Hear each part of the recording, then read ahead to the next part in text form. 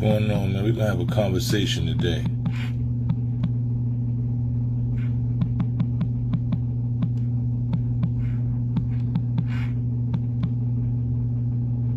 We're gonna have a conversation today. Because a lot of misconceptions and a lot of trickery and this misdirection. You know, the terms OG and big homie are being overused and actually given to the wrong people. You know, so we're gonna have real conversations about this. You know what I'm saying? So, you know, we've been watching a lot of this bullshit online, and for a lot of us, authentic, real rights, as we call ourselves, we don't usually do the online shit, right? It became a process where we seen that when you know, the era I'm from, you didn't have to talk, you didn't have to speak much. You know, they recognized real when you walked in the building. When you was another real dude, they seen you. It was your actions dictated who you were. So it was very rare that you really had to say nothing. You know what I'm saying? You didn't have to say, yo, I'm such and such. I'm this and that. I'm this and that. You didn't have to say that. You didn't have to advertise that, right? Because through your actions, through your presence, people were able to sense that. They was able to separate you from the fake. People were able to discern, like, okay, that's what it was. But moving into this era of the internet, it became harder for that to happen because a lot of the real rights dudes, we didn't get in front of cameras. We didn't want to talk about who we was. Like we usually ducked the cameras. That wasn't something that you even wanted to be involved with. So the suckers knew that, right? So they utilized the internet and they got on the internet first, right? And they got on here and they started advocating, saying how they was this big homie and they was the G's and they was OGs and all the work they put into somebody who don't know. They started to believe, wow, these are the people that's really the people. So they started to follow these people, right? And then the sucker shit and the suckers started to get real big. They started to get real big. They started to have voices. They started to dictate all type of the culture. You start getting words from the suckers. You got the 6ix9ines, you got the Wax, you got all of these dudes who profess to have this OG and these gangster status, and people started following that shit. And they started getting followers and people started getting bigger. And the falsehoods and the false narratives became prevalent in the culture, while the real dudes are sitting in the back like, I'm just gonna ignore this sucker shit. We just gonna ignore it. But what I started to realize is that you can't really ignore it when they have platforms of 20 and 30 million people paying attention to them and following them. They pretty much dictating the culture. And as they dictate the culture with sucker shit, it pretty much exiles the real ones. You know what I'm saying? Like, they exile the real ones because they oversaturate the culture with real sucker shit. It's like, so if you go to school and they teaching you lies, right? But you don't know what the truth is. Only thing you can say is, this is what I learned. This is the truth. Your truth is what you learn. So the suckers is the ones that was teaching this culture. And that's why you see the glorification of niggas who have lack of integrity. You know, that's why you see the feminism of masculinity, feminism over masculinity. That's why you see people glorifying shit that don't even make sense to glorify. That's why you see possessions being more valuable than a man's character and integrity, because the suckers changed the definition of what real was. Let me say it again. The suckers started to change the definition of what real was, because real was too hard for them to be. So they said, shit, it's for me to be real, I gotta have integrity. I gotta be a man that stands on what I stand on. I gotta have accountability. I gotta be able to mean what I say and say what I do. I gotta, like, all of these things. I can't do that.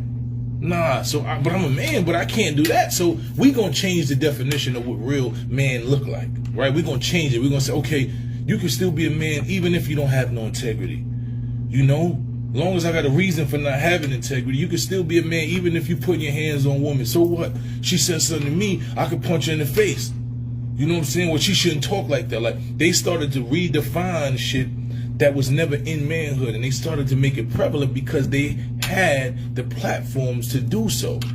So now what we're seeing is the results of that. We're seeing the results of suckers dictating the culture and miseducating the youth in the culture, because us as real dudes said, you know what, we not getting on the internet. We not gonna talk real. We not gonna get involved in that shit because it's something that we weren't used to doing. So what we did is set ourselves back. We were sitting around silent watching the suckers win and getting mad that they winning, but not understanding that they was winning by default. They was winning by osmosis because we weren't running for the office, right? If you know somebody's gonna take the office, right? It's like the presidential election. If it's only one candidate and he's selling a bunch of bullshit, right? People still gotta vote. So if that's the only candidate, then he gonna win by default. So what's happened is the sucker shit has won by default. The suckers have been winning by default because the real dudes chose silence and to stay away from the internet and stay away from all of this shit. So now what we have is an influx, an oversaturation, overpopulation of sucker shit on the internet. That's why niggas like Wack and 6ix9ine can do sucker shit like that and tell you that it's real shit. Man can interview somebody who has no integrity. I'm fuck street shit because we're not talking about street shit. We're talking about integrity. A man can interview somebody who has no integrity, who has no honor, who has no morals, and he can give him a platform. He can give him a platform to explain why he's a sucker, right?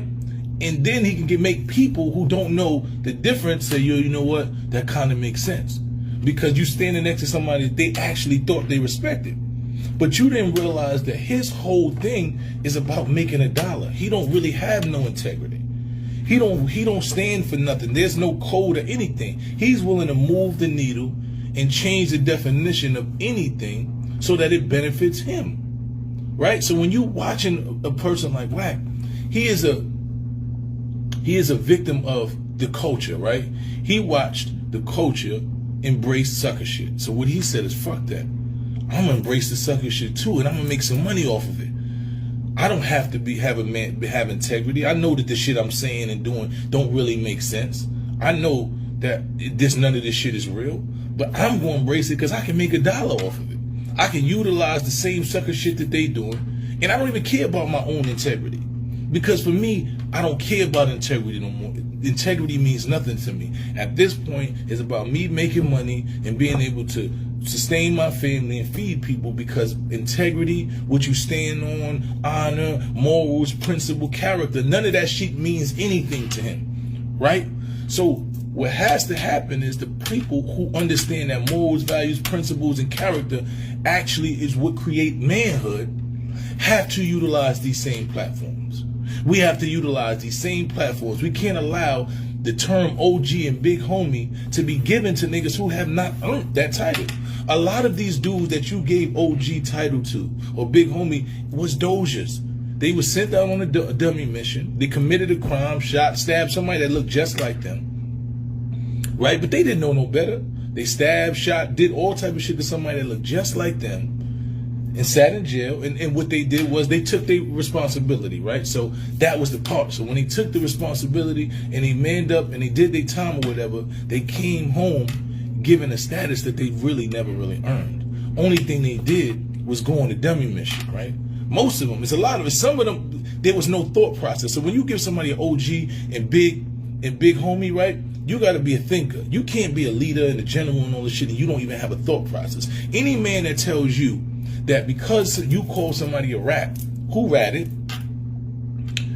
you're supposed to see that person and risk your freedom, your life, your everything, and attack that man, is nowhere near OG. That's not even common sense. Common sense tells you that don't make sense. If I call you a rat because you ratted, it's not on me to do anything. If I see that dude and say, yo, that dude right there is a rat, I'm prepared that you might feel a way and you might try to do something to me, right? I'm prepared. I understand that reality. I understand that you might feel a type of way, and I'm prepared to deal with that.